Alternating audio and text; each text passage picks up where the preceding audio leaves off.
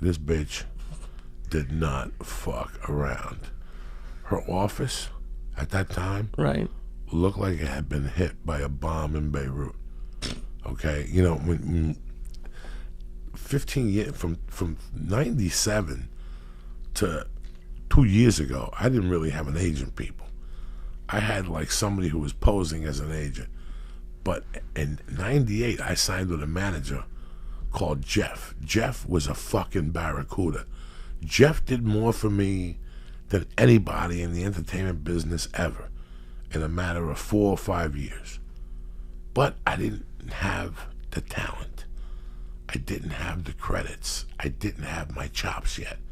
I would still go to auditions, do a great read, but my hand would be shaking with the sides. You know, I wasn't ready for Jeff. But Jeff tried to get me with agents. And the whole time, he would always go to me, listen, I know you want to sign with this guy, and I know you want to sign with this guy, but I know this lady at this agency. And I would go, I don't want to sign with that fucking lady. I don't want to be with that agency. For you to be known, you have to be with a big agency. But every agent turned me down. So I'll never forget, a week before Christmas, he talked me into meeting with this chick.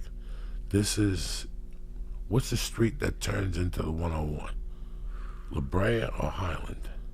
I think it's Highland. Okay, so you're going up, I want you to visualize this. Okay. You just passed the mall on the left-hand side. You're going up to the 101. Okay, as you're going up, there's a little island on Highland. Right before you hit that street where the 7-Eleven is and the fucking Subway sandwiches in the corner, that's a little island street.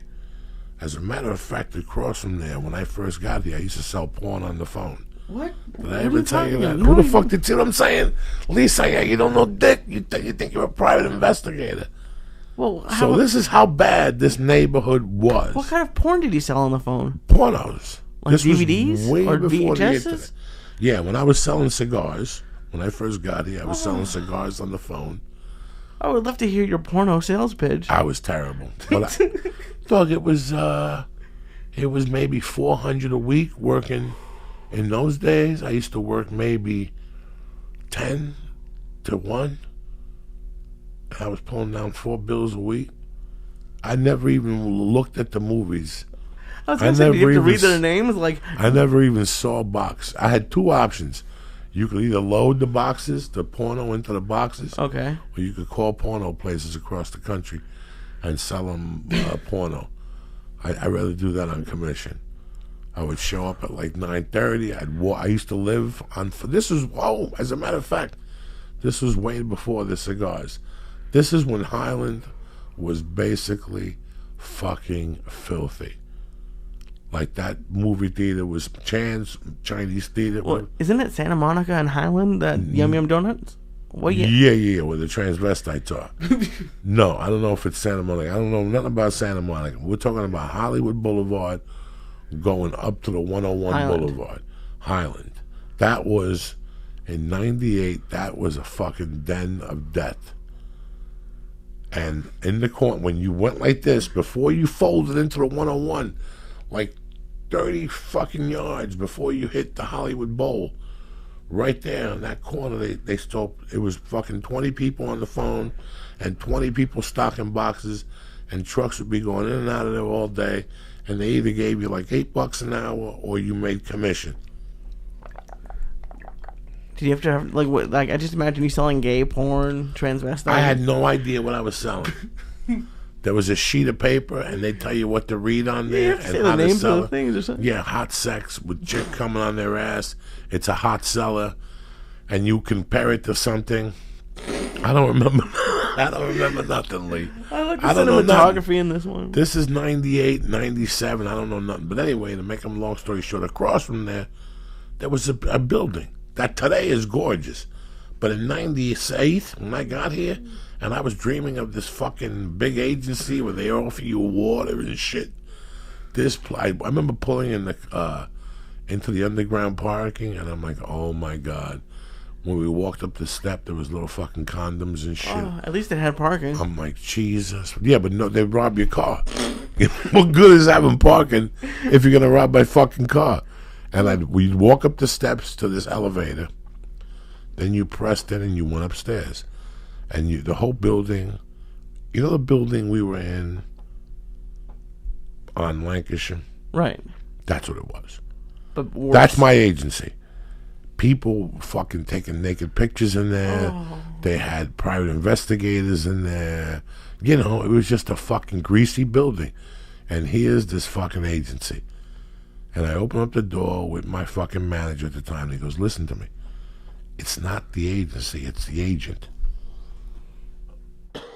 He goes, excuse me. He goes, this lady. He goes, I've been here and I've been there and I got my own management company. And this lady is a fucking pit bull. Jesus. And yeah, I guess it really doesn't matter. Jewish lady. But it's scary. It didn't matter. Like she called in.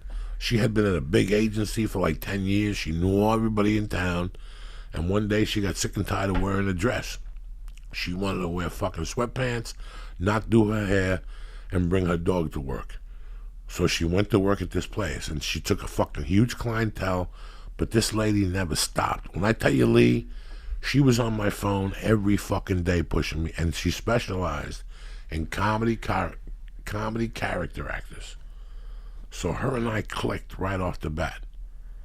We must have booked 15 things together. That's how good and precise she was. I'm surprised she's not still one of your agents. She abandoned ship.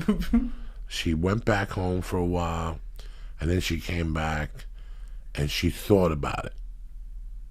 She thought about going to Aqua Agency, which if she would have gone to Aqua Agency with the knowledge she had today, she would have killed it. Because Aqua is one of those small agencies that if you sign with them, you're going to audition. Like if you sign with Aqua Talent, like I was with them in the commercial department, there wasn't 1 week for 3 years that I didn't go out and audition. Either they got you something that you were right for, or you went in for a fucking Asian. They didn't give a fuck. They got you out. They kept you sharp. They were very smart. They kept you sharp. Sometimes they'd send you out for those fucking demos where you got $305 for the day and you didn't get residuals, but they kept you sharp. And I was very impressed with that. The whole point is to keep you working. The whole point was, when I left them, I didn't leave them because I wasn't happy with them. I left them because I was trying to get into voiceovers. So people think that you come out here, just like me, that you come out here and you have to lock in with a big agency. And that's bullshit. Even when I first came out here, I signed with an agency called The Coloring Book. Did I ever tell you that? Yeah, the two black ladies? The two black chicks. And the agency was like a kid's agency. Okay? You know how embarrassing that was? Like everybody else's paper. Like in those days, you had to put your resume behind your headshot and staple it. Okay. So it would have to be perfect 8x10. So I would go to fucking, by the way, it's closed. Whatever. Harry Wong fucking printing and on Sunset Boulevard went under right next to El Compadre. That's a heartbreak. That place had been there since Jesus left Chicago, dog. But anyway, you have to have it. Most people wanted their paperwork white, but in a good way, she made you put it pink. Yeah, well, yeah, it stands out. So it stands out. So she was very smart in that department. You just didn't like having pink paperwork? But bro, she fucking closed my deal with Bronx County that time, and she did something else. She got me a couple things that I sat there and went, wow, how did you get me in for this? Like, she was that good, too. She just disappeared one day also. It's crazy, the percentages of those small agencies, how they make a run for it and then they crumble. Something happens and everybody runs. At that time, I was with 3 agents at one time. Like, I was working 3 agents at one time. Is that allowed? No. But what did I give a fuck? There was no computer then. The computer hadn't been involved then. The computer really didn't get involved. Electronic submissions didn't really start till maybe like 2004.